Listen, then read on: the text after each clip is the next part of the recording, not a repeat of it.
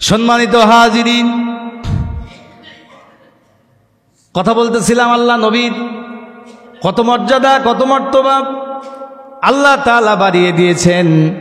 যে বিশ্ব নবীজির উপরে দরুদ পড়লে আল্লাহ নবী কিয়ামতের ময়দানে আমাদের শাফায়াত করবেন। এই দরুদের কি মর্যাদা! আল্লামা প্রখ্যাত সুফি শাইখ আল্লামা শিবলি রহমাতুল্লাহি আলাই একদিন খানায় কাবা তওয়াফ করতেছেন। এমন সময় তিনি দেখতে পেলেন একজন যুবক খানায় কাবা তওয়াফ করার সময় একটা দোয়া পড়তে হয়, লাব্বাইক আল্লাহুম্মা লাব্বাইক, বলে কি বলেন হাজিরা? কিন্তু যুবকটা এই দোয়া না পড়ে সব সময় নবীজির শানে দরুদ ও সালাম পড়ছে। আল্লামা শিবলি রহমাতুল্লাহি আলাই যুবককে ধরে ফেললেন, ডান হাত ধরলেন, ধরার পরে বললেন, যুবক এই জায়গায় তো এই দোয়া পড়তে হয় না, তুমি কেন শুধু দরুদ শরীফ পড়ো, ব্যাপার কি? যুবক বলে, হুজুর দরুদের যে মর্তবা মর্যাদা পেয়েছি যা অন্য কোনো দোয়াতে আমি পাই নাই। আল্লামা শিবলি নুমানী রহমাতুল্লাহি আলাই বলেন, বাবা কিভাবে তুমি বুঝলে? যুবক বলে, হুজুর তাহলে আমার জীবনের একটা ঘটনা আমি আপনাকে শুনিয়ে দেই। আমি এবং আমার আব্বা দুইজন আল্লাহর ঘর তওয়াফ করার জন্য হজের উদ্দেশ্যে বের হলাম। বের হওয়ার পরে বাগদাদ শহরে যখন প্রবেশ করলাম, বাগদাদ শহরে প্রবেশ করার সঙ্গে সঙ্গে আমার আব্বা কেমন যেন অসুস্থ হয়ে পড়ল। আমি আমার আব্বার যত্ন শুরু করে দিলাম, মুখে পানি দেই, মাথায় পানি দেই, গায়ে হাত দিয়ে দেখলাম আমার বাবার গায়ে এত তাপ, আমার বাবার গায়ে এত প্রচণ্ড জ্বর। মাথায় পানি দিলাম, যত্ন করলাম, কিন্তু আমার আব্বার গা থেকে আমি জ্বর নামাতে পারছিলাম না। ক্রমেই বৃদ্ধি পাওয়া শুরু হয়ে গেল। শেষ পর্যন্ত আমার আব্বাকে আমি আর সুস্থ করতে পারলাম না। গভীর রাত্রিতে আমার আব্বা দুনিয়া থেকে বিদায় হয়ে চলে গেল। কিন্তু দুঃখ এবং পরিতাপের বিষয় হলো, আমার আব্বা দুনিয়া থেকে বিদায় হওয়ার সঙ্গে সঙ্গে আমি দেখলাম আমার বাবার চেহারাটা শুকুরের চেহারার মতো হয়ে গেল। চিন্তা করেন, যদি আপনার কোন আপনজনের মরার পরে লাশ যদি মুখটা যদি শুকুরের মতো হয়ে যায়, কুকুরের মতো হয়ে যায়, বলেন অবস্থা কেমন হতে পারে? যুবক বলে, হুজুর এই অবস্থা হওয়ার পরে আমি আমার বাবার চেহারাটা চাদর দিয়ে ঢেকে দিলাম। ঢেকে দেওয়ার সঙ্গে সঙ্গে আমি কান্নাকাটি শুরু করলাম। আহারে, আমার আব্বা নামাজ কালাম পড়তো, কি অন্যায়ের কারণে আমার আব্বার এই অবস্থা হলো? যুবক বলে, আমি কাঁদতে কাঁদতে অস্থির হয়ে গেলাম। কারে কি বলবো, কারো কাছে কোনো কথা না বলে আমি কোন সময় আমার চোখে ঘুম চলে আসছে আমি নিজেও টের পাই নাই। হঠাৎ করে দেখতে পেলাম আমার আব্বা যেখানে শুয়ে আছে ওই জায়গায় একজন সাদা ধবধবে একজন মানুষ, আগন্তুক একজন লোক চলে আসলো। চলে আসার পরে আমার বাবার মাথা থেকে পা পর্যন্ত সুন্দর করে মেসেজ করে দিল, হাতটা বুলিয়ে দিল। এত সুন্দর মানুষ আমি দেখি নাই জীবনে। এত সুন্দর মানুষ, পূর্ণিমার চাঁদ হার মানতেছে। আল্লাহু আকবার বলেন। আম্মা জান আয়েশা বলেন, সেই যুগের নারীরা হযরত ইউসুফ আলাইহিস সালাতু ওয়াস সালামকে দেখতে নিয়া, লেবু কাটতে নিয়া তারা হাত পর্যন্ত কেটে ফেলে দিয়েছিল। আম্মা জান আয়েশা বলেন, তারা যদি আমার স্বামী মুহাম্মদ রাসূলুল্লাহকে একবার দেখতো, আল্লাহর কসম করে বলি কলিজা কেটে ফেলতো, বিন্দু পরিমাণ টের পেত না। এত সুন্দর আমার নবী ছিলেন। যুবক বলে, হুজুর এরপরে আমি দেখতে পেলাম এত সুন্দর একজন মানুষ আমার বাবার সামনে দাঁড়িয়ে কি যেন বলছিলেন। হঠাৎ করে লোকটি যাচ্ছে, আমি ঘুমের ঘরে আমি লোকটার পা জড়িয়ে ধরলাম। ধরার পরে বললাম, কে গো আপনি, এত বড় উপকার করলেন? আমার বাবার চেহারায় হাত দেওয়ার সঙ্গে সঙ্গে আমার বাবার লাশটা নূরে নূরান্বিত হয়ে গেল। এত বড় মুহিব্বিন আপনি, এত বড় উপকার করলেন, কি আপনার পরিচয়? আপনার পরিচয়টা একটু মেহেরবানি করে দিয়ে যাবেন। আগন্তুক লোকটি বলল, হে যুবক, তুমি আমারে চিনবে না, তুমি আমারে কি এখনো চেনো নাই? আমি পৃথিবীর কোনো মানুষ নই, সাধারণ কোনো মানুষ নই। আমি হলাম মুহাম্মদুর রাসূলুল্লাহ সাল্লাল্লাহু আলাইহি ওয়াসাল্লাম। তোমার বাবার উপকারের জন্য আমি এখানে এসেছি। তোমার বাবা প্রত্যেকটা দিন 300 বার দরুদ সালাম না পড়ে ঘুমাইতো না। কতবার? প্রত্যেকটা দিন 300 বার দরুদ সালাম পড়ে তারপরে ঘুমিয়ে যেত। ফেরেশতারা এই দরুদ সালামটুকু কবরে নিয়ে আমার কবরে পৌঁছে দিত। কিন্তু গত রাত্রিতে তোমার বাবার দরুদ আমার কবরে গেল না। ফেরেশতাদেরকে বললাম, ফেরেশতারা অমুক ব্যক্তির দরুদ আমার কাছে কেন আসলো না? ফেরেশতারা বলল, ইয়া রাসূলুল্লাহ, ইয়া হাবিবাল্লাহ, ওই লোকটা দুনিয়া থেকে বিদায় হয়ে চলে গেছে, কিন্তু তার এই অবস্থা, সেই জন্য তোমার আব্বার উপকারের জন্য এখানে আমি হাজির হয়ে গেছি। সুবহানাল্লাহি বিহামদিহি সুবহানাল্লাহিল আলিয়্যিল আযীম। সম্মানিত উপস্থিতি, কি নবী আমরা পেয়েছি! সে নবীর সুন্নাহ এবং আদর্শ যদি বাস্তবায়ন করে দুনিয়া থেকে বিদায় হয়ে যেতে পারি, সেই নবী কিয়ামতের ময়দানে আমাদের ভুলবে না। কথা বলে ঠিক কি না? ভুলবে না।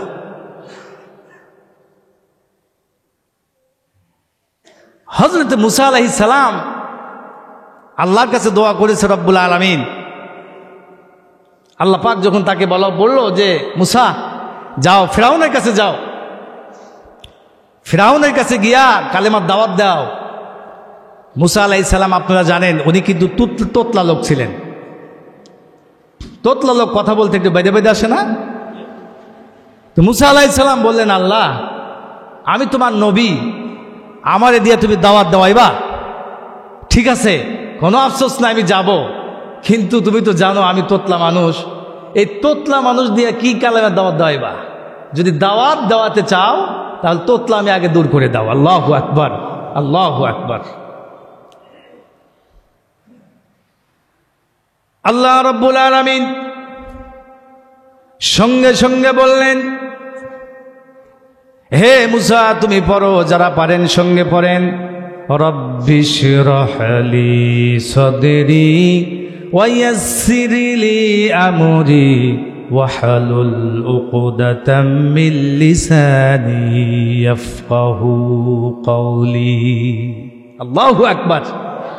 এই দোয়া পড়ার সাথে সাথে মুসা আলাইহিস সালাতু সালামের জড়তা সেরে গেল, মুসা আলাইহিস সালাতু সালামের জড়তা দূর হয়ে গেল। মুসা আলাইহিস সালাতু সালাম ফিরাউনের কাছে গিয়ে দাওয়াতি কাজ শুরু করে দিল। সুবহানাল্লাহ। মুসা আলাইহিস সালাম আল্লাহর কাছে চেয়ে নিয়েছেন যে আল্লাহ, তুমি যদি দাওয়াত দেওয়াতে চাও তাহলে আমার জিহ্বার জড়তা দূর করে দাও। আর আমার নবী, আপনার নবী মুহাম্মদুর রাসূলুল্লাহ সাল্লাল্লাহু আলাইহি সাল্লামকে আল্লাহ পাক বলেছেন, আলাম নাশরাহ লাকা সদরক। হে নবী, আমি আল্লাহ আপনার বক্ষ, আমি আল্লাহ তাআলা না চেতেই আমি আল্লাহ প্রশস্ত করে দিয়েছি। বলে জোরে বলেন সুবহানাল্লাহ। আমি আল্লাহ, আমার কাছে আপনার চাইতে হবে না। বিশ্বনবীজি চাইতে দেরি, আরশ আজিমে যাইতে দেরি হতো না। সুবহানাল্লাহ। রাসূল পাক সাল্লাল্লাহু আলাইহি সাল্লামের একটা চুলের কত মর্যাদা জানেন? সে নবীর আপনি চেনেন না? খালিদ ইবনে ওয়ালিদ ইসলামের সবচেয়ে বড় যোদ্ধা ছিলেন।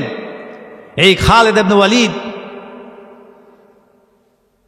রোম সম্রাটের বিরুদ্ধে যুদ্ধ করার জন্য জিহাদের ময়দানে গেছেন। রোম সম্রাটের বাহিনী হলো ৮০,০০০। কত হাজার? সবাইকে বলতে হবে কত হাজার? ৮০,০০০ সৈন্যবাহিনীর বিরুদ্ধে মাত্র কয়েকশো মুসলমান যুদ্ধ করার জন্য জিহাদের ময়দানে গেছেন। চিন্তা করেন, মুসলমান ইতিহাস জানতে হবে আমাদের। ইসলাম এমনি আসে নাই। আমাদের মতো নাকি তেল দিয়ে যদি বাসায় ঘুমাইতো তাহলে ইসলাম বাংলাদেশ পর্যন্ত আসতো না। ওলামা ইকরাম বলেন, বাংলাদেশে 4 জন সাহাবী এসেছিলেন। আল্লাহু আকবার। কয়জন সাহাবী? 4 জন সাহাবীদের মধ্যে 2 জন সাহাবী বাংলার এই জমিনে শুয়ে আছেন। কিয়ামতের ময়দানে এই সাহাবা ইকরামের নেতৃত্বে বাংলাদেশের মুসলমানেরা কিয়ামতের ময়দানে দাঁড়িয়ে যাবে। চিৎকার দেবেন আল্লাহু আকবার। সাহাবায়ে কেরাম মাসিদের বাসায় ঘুমায় নাই। কোথায়? Mecca Medina. তাম পৃথিবীর আনাচে কানাচে সাহাবায়ে কেরাম ছড়িয়ে আছে, ইসলামের পতাকা উড্ডীন করেছে, যার কারণে আমরা আজকে ইসলামের পরিচয় দিতে পারছি। কথা বলেন ঠিক কিনা? প্রাথমিক অবস্থায় মুসলমানদেরকে ছত্রভঙ্গ করে দিয়া কিছু মুসলমানদেরকে রোম সম্রাটের যে বাহিনী ছিল, বাহিনী প্রধান মহান আরমানি, এই মহান আরমানির নেতৃত্বে মুসলমানদেরকে গ্রেফতার করে মহান আরমানির দরবারে নিয়ে যাওয়া হলো। এই খবর চলে গেল হযরতে খালিদ ইবনে ওয়ালিদের দরবারে। খালিদ ইবনে ওয়ালিদ সাহাবীদেরকে বললেন, সাহাবীরা, আমরা তো আল্লাহ নবীর সাহাবী। হযরত ওমর রাদিয়াল্লাহু তাআলা আনহু আমাদের আমির। আল্লাহ নবী দুনিয়া থেকে বিদায় হয়ে চলে গেছেন, কিন্তু আল্লাহর নবীর আদর্শ দুনিয়া থেকে বিদায় হয়ে যায় নাই। নবীজি আমাদের যেইভাবে দিক নির্দেশনা দিয়েছেন, সেই নবীর আদর্শ নিয়ে আমরা জিহাদের ময়দানে আবার হাজির হব, কাফেরদেরকে পরাজিত করব। খালিদ ইবনে ওয়ালিদ এমন একজন মানুষ ছিলেন যে জিহাদের ময়দানে তিনি যেতেন। আল্লাহ তাআলা খালিদ ইবনে ওয়ালিদের হাত ইসলামের বিজয় দান করেছেন। কোন যুদ্ধে তিনি পরাজিত হন নাই। তিনি মাত্র 12 জন সাহাবীদেরকে বললেন, তলোয়ার হাতে নাও, তলোয়ার নিয়ে জিহাদের ময়দানে চলে যাবেন। তিনি খোঁজ করলেন মহান আরমানি কোথায়। সবাই বলল মহান আরমানি তার কামরায় চলে গেছে। হযরত ওমর রাদিয়াল্লাহু হযরত খালিদ ইবনে ওয়ালিদ 12 জন মুসলমানদেরকে নিয়ে তার দুর্গের ভিতরে প্রবেশ করলেন। দেখতে পেলেন কয়েকটা গেটম্যান দাঁড়িয়ে আছে। খালিদ ইবনে ওয়ালিদ ওই দিক দিয়ে প্রবেশ করছেন, কিন্তু কোনো গেটম্যান, কোনো মানুষ তাকে কোনো প্রশ্ন করতেছে না। সরাসরি খালিদ ইবনে ওয়ালিদ এবং 12 জন মুসলমান সরাসরি একেবারে মহান আরমানির অন্দরমহলে ঢুকে পড়লেন। ঢোকার সঙ্গে সঙ্গে বললেন, ওরে বেঈমান কাফের, তোরা জানিস না আমরা কার সৈনিক? আমরা হলাম বিশ্ব নবী মুহাম্মদুর রাসূলুল্লাহর সৈনিক। জীবন দিতে পারি, কিন্তু বাতিলের কাছে আমরা মাথা নত করি না। মুসলমান আমাদের ইতিহাস, আজকে আমরা ভেজা বিড়াল হয়ে গেছি, যার কারণে আমাদের এত মাঠ। ত্রিপুরার মুসলমানদেরকে মেরে মেরে শেষ করে দিচ্ছে। এই ভারতের অনেক প্রদেশে মুসলমানদের মসজিদ আজান দিতে দিচ্ছে না, বাহিরে আজান দেওয়া যাবে না। এইরকম মুসলমানদের নির্যাতিত করা হচ্ছে। আজকে তাম দুনিয়ার মুসলিম শাসকরা মুনাফেক হয়ে গেছে। আজকে যদি তাম দুনিয়ার মুসলিম শাসকরা যদি একই প্ল্যাটফর্মে এসে হুঙ্কার দিত, খোদার কসম করে বলি, আল্লাহর দিন পৃথিবীতে বিজয় হতো। কথা বলেন ঠিক কিনা? তাম পৃথিবীর মুসলমান শাসকগুলি একই প্ল্যাটফর্মে এসে যদি একটা হুঙ্কার দিত, পিশাব করে দিত, কিয়ামতের আগ পর্যন্ত এই শয়তানদের চেহারা দেখা যেত না। হযরত খালিদ ইবনে ওয়ালিদ মহান আরমানিকে লক্ষ্য করে বলল, আমার সৈন্যবাহিনীর নবী সাহাবীদেরকে ছেড়ে দাও। মহান আরমানি বলতেছে, খালিদ ইবনে ওয়ালিদ, তুমি কার সামনে এসে কথা বলছো? তুমি কি জানো আমার ব্যাপারে কি তোমার কোনো খবর আছে? আমার ব্যাপারে কিছু তুমি কি জানো? বলে, হ্যাঁ, সব জানি। বলছে, দেখো 80,000 সৈন্যবাহিনী আমার নেতৃত্বে লড়াই করে। আমি যদি একটু ইঙ্গিত করি, তোমাদের 12 জন মানুষের কল্লা উড়িয়ে দিবে। খালিদ ইবনে ওয়ালিদ বলে, মৃত্যুর ভয় করো না, মৃত্যুর জন্যই তো এখানে এসেছি। খালিদ ইবনে ওয়ালিদ মহান আরমানিকে বলল, তাড়াতাড়ি আমার মুসলমান ভাইদেরকে ছেড়ে দাও। খালিদ ইবনে ওয়ালিদকে বলা হলো, তুমি কেমনে এখানে আসলে? মাঝপথে কয়েকজন দারোয়ান আমি রেখে দিয়েছি, তাদের অনুমতি, আমার অনুমতি ছাড়া কেউ এখানে প্রবেশ করতে পারে না। তুমি কি জানো আমার দরবারে প্রবেশ করার কি নীতি? তুমি কি জানো? সর্বপ্রথম হলো, আমার এই অন্দরমহলে প্রবেশ করতে হলে সর্বপ্রথম আমার অনুমতি নিতে হবে। অনুমতি নেওয়ার পরে আমার এই রুমের মধ্যে প্রবেশ করতে নিয়ে মাথা নত করতে হবে। 3 নম্বর হলো এই রুমের ভিতরে প্রবেশ করার সঙ্গে সঙ্গে আমার পায়ে সেজদা দিতে হবে। খালিদ ইবনে ওয়ালিদের চোখের পানি চলে আসলো। তিনি সিংহের মতো গর্জন দিয়ে বলেন, ওরে বেঈমান কাফের, মুসলমান তোর সামনে কেন মাথা নত করবে? মুসলমান একমাত্র আল্লাহর সামনে মাথা নত করে, তোর মতো কাফেরের সামনে মাথা নত করার কোনো সুযোগ নাই। আমি তোর সামনে মাথা নত করব না। এবার গেটম্যানদেরকে ডাকা হলো, দারোয়ানদেরকে ডাকা হলো। দারোয়ানদেরকে বলা হলো, তোমরা থাকতে এই খালিদ ইবনে ওয়ালিদ এবং 12 জন মুসলমান আমার দরবারে কেমনে আসলো, আমার ঘরের মধ্যে প্রবেশ করলো?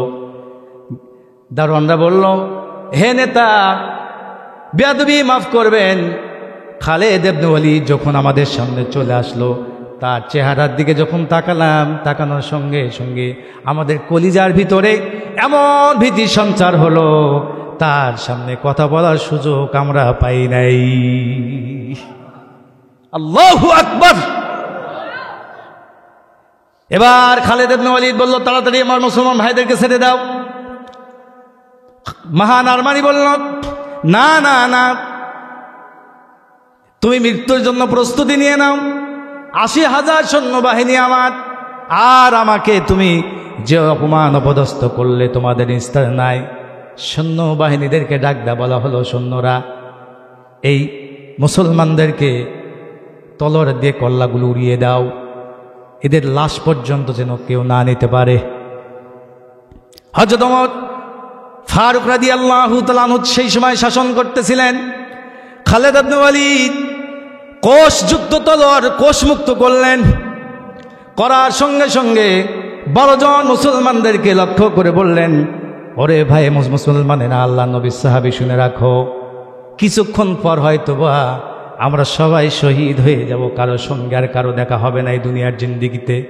ভাইজান, তোমাদের সঙ্গে দেখা হবে আল্লাহ নবীর পাশে হাউজে কাউসারে।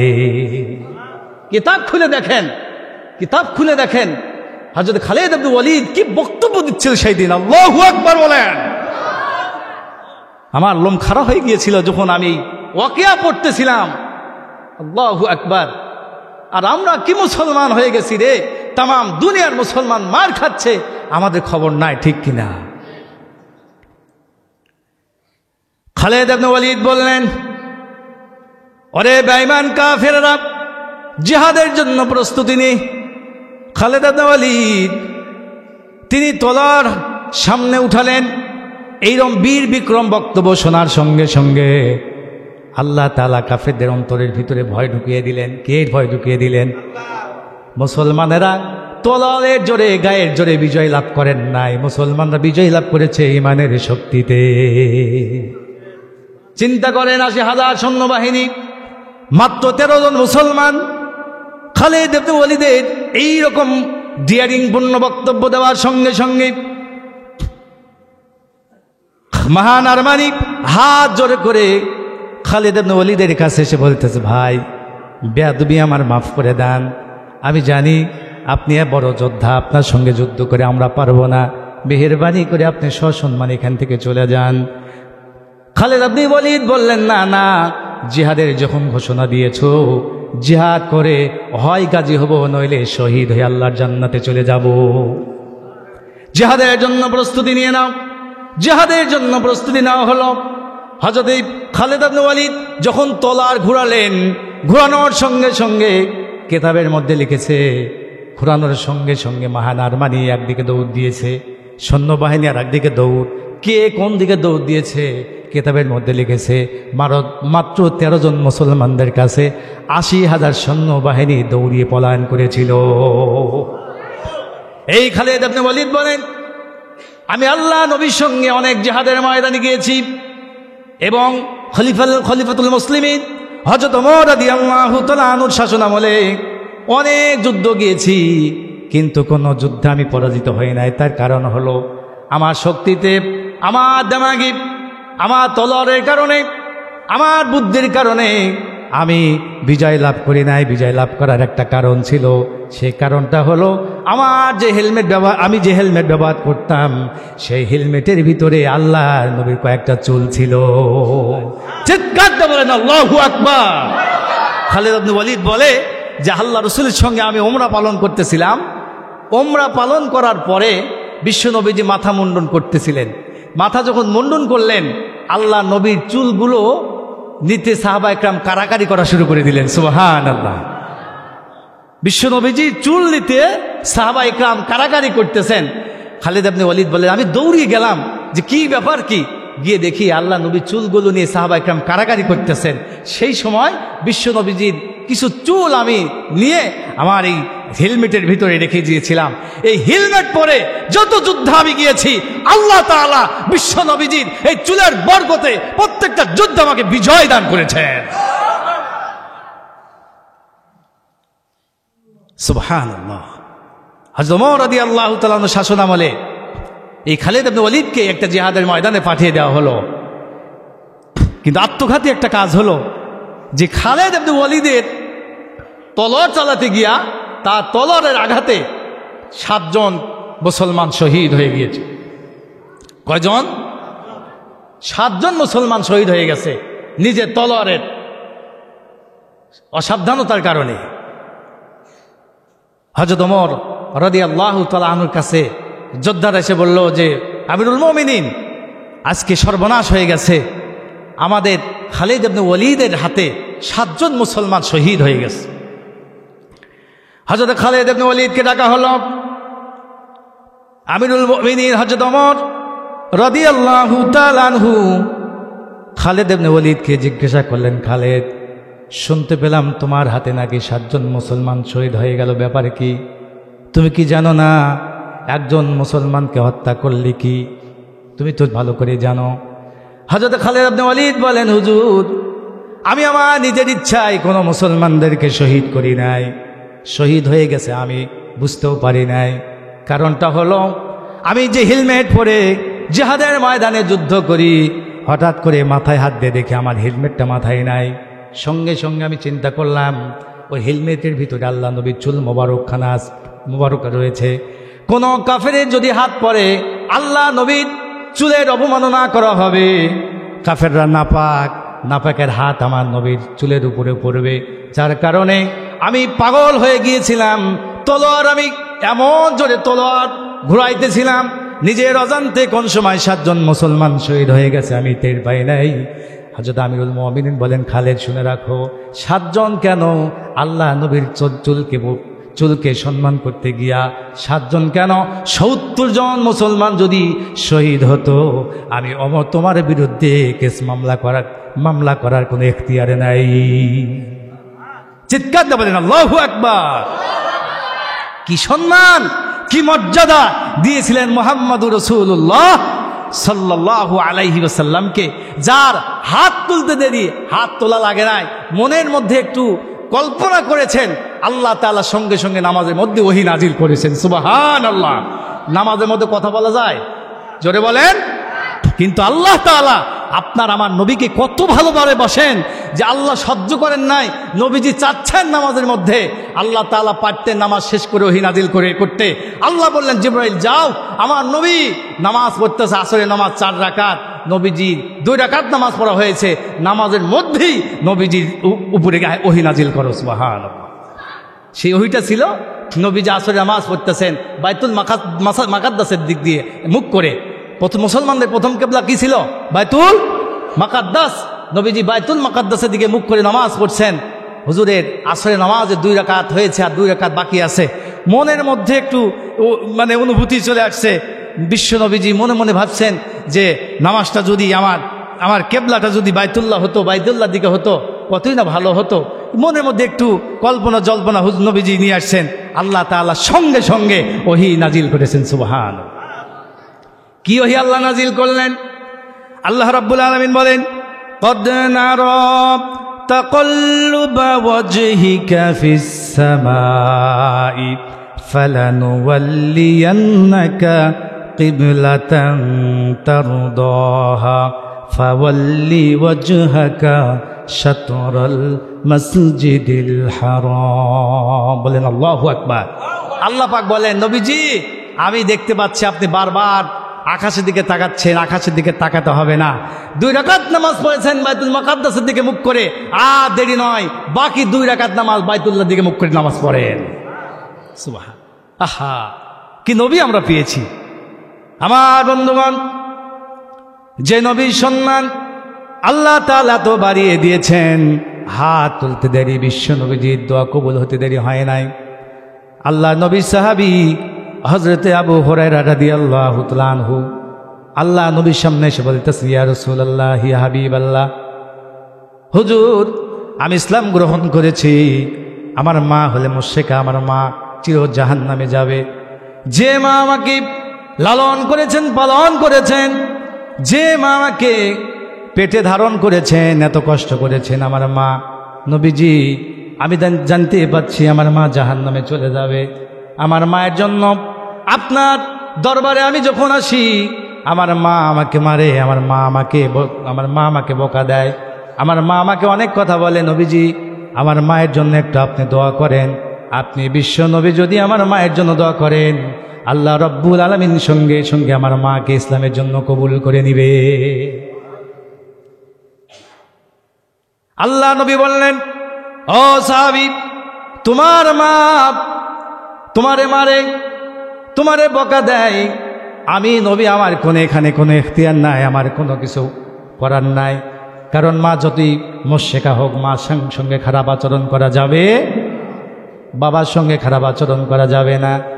তোমার মা তোমারে মারে, আমি কি করব? সাহাবী বলে, ইয়া রাসূলুল্লাহ, ইয়া হাবিবাল্লাহ, আমি নালিশ নিয়ে আসি নাই, সালিশ নিয়ে আসি নাই, কোনো অভিযোগ নিয়ে আসি নাই। আপনি বিশ্বনবী, আমার বিশ্বাস আপনি যদি আল্লাহর জন্য, আল্লাহর কাছে আমার মায়ের জন্য 2টি হাত তুলে যদি দোয়া করেন, আল্লাহ তাআলা কবুল করে নেবেন। কারণ আমি জান্নাতি হব, আর আমার মা জন্মদানকারী মা জাহান্নামে যাবে, এটা তো আমি সহ্য করতে পারছি না। নবীজি আমার মাকে আমি অনেক বুঝাইছি, অনেক কথা বলেছি, কিন্তু মা ইসলাম গ্রহণ করে না, বরঞ্চ আমাকে অনেক গালমন্দ করে। নবীজি একটু আমার মায়ের জন্য একটু দোয়া করেন। হুজুর সাল্লাল্লাহু আলাইহি সাল্লামের সামনে আবু হুরায়রা রাদিয়াল্লাহু তাআলা আনহু, যে আবু হুরায়রা রাদিয়াল্লাহু তাআলা আনহু হাদিস মুখস্থ থাকতো না, হাদিস পড়েন, হাদিস শোনেন, মুখস্থ থাকে না, আল্লাহ নবীর সামনে গেলেন, ইয়া রাসূলুল্লাহ, হাবিবাল্লাহ, হুজুর আপনার এত হাদিস শুনি, এত কথা শুনি, আমার মনে থাকে না। নবীজি আমার নিজের মুখে থুতু নিয়ে আবু হুরায়রা রাদিয়াল্লাহু তাআলা আনহুর মুখে একটু মালিশ করে দিলেন।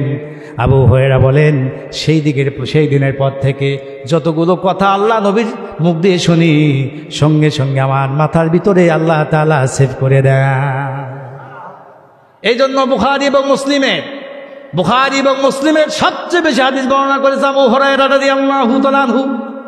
এই আবু হুরায়রা রাদিয়াল্লাহু তাআলা আনহু বলেন, ইয়া রাসূলুল্লাহ, ইয়া হাবিবাল্লাহ, হুজুর আপনি যদি আমার মায়ের জন্য একটু।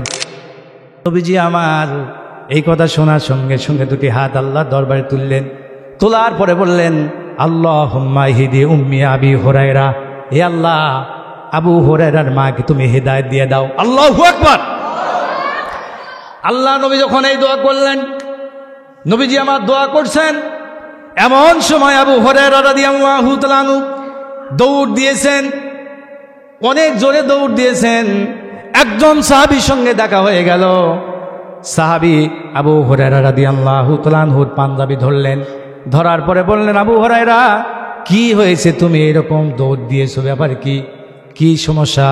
আবু হুরায়রা বলেন, কোনো সমস্যা নাই, আমারে ডিস্টার্ব করো না, আমি বাড়িতে গিয়ে দেখতে চাই, আমি বাড়িতে আগে যাইতে পারি না, বিশ্ব নবীর দোয়া আমার বাড়িতে আগে যাইতে পারে। আবু হুরায়রা রাদিয়াল্লাহু তাআলা আনহু দৌড়ে বাড়িতে চলে গেলেন। যাওয়ার পরে আবু হুরায়রা রাদিয়াল্লাহু তাআলা আনহু হাদিসখানা বর্ণনা করেন, আমি বাড়িতে যাওয়ার পরে আমি দেখতে পেলাম আমার মা সুন্দর করে গোসল করেছেন। আমার মা যে গোসল করেছেন, মায়ের চুল বেয়ে বেয়ে টপ টপ করে পানি পড়তেছে, আমি দেখতে পেলাম। মা আমার নতুন কাপড় পরিধান করেছেন। এরপরে আমি যখন বাসার ভিতরে প্রবেশ করলাম, বাসার ভিতরে প্রবেশ করার পরে আমার মা আমাকে দৌড়িয়ে আমার মা আমাকে জড়িয়ে ধরে আমার কপালে চুমো দিল, আমার গালে চুমো দিল, দেওয়ার পরে বলল, আবু হুরায়রা রে, এতদিন যা করেছিস ভুল করেছি রে বাবা, তাড়াতাড়ি আমারে চলে নিয়ে যা আখেরি জামানার পয়গম্বর মুহাম্মদ রাসূলুল্লাহর দরবারে। আবু হুরায়রা রাদিয়াল্লাহু তাআলার মা, আবু হুরায়রা রাদিয়াল্লাহু তাআলা আনহুর মা আবু হুরায়রার সঙ্গে বিশ্ব নবী দরবারে চলে গেলেন। বিশ্ব নবী দরবারে গিয়ে বলতেছেন, ইয়া রাসূলুল্লাহ, ইয়া হাবিবাল্লাহ, আর ভুলের মধ্যে থাকতে চাই না, মুশরিকা হতে চাই না, জাহান্নামে যেতে চাই না। বিশ্ব নবীজি আমাকে তাড়াতাড়ি কালেমা পড়ে মুসলমান বানিয়ে দেন। লা ইলাহা ইল্লাল্লাহু মুহাম্মাদুর রাসূলুল্লাহ সাল্লাল্লাহু আলাইহি ওয়াসাল্লাম।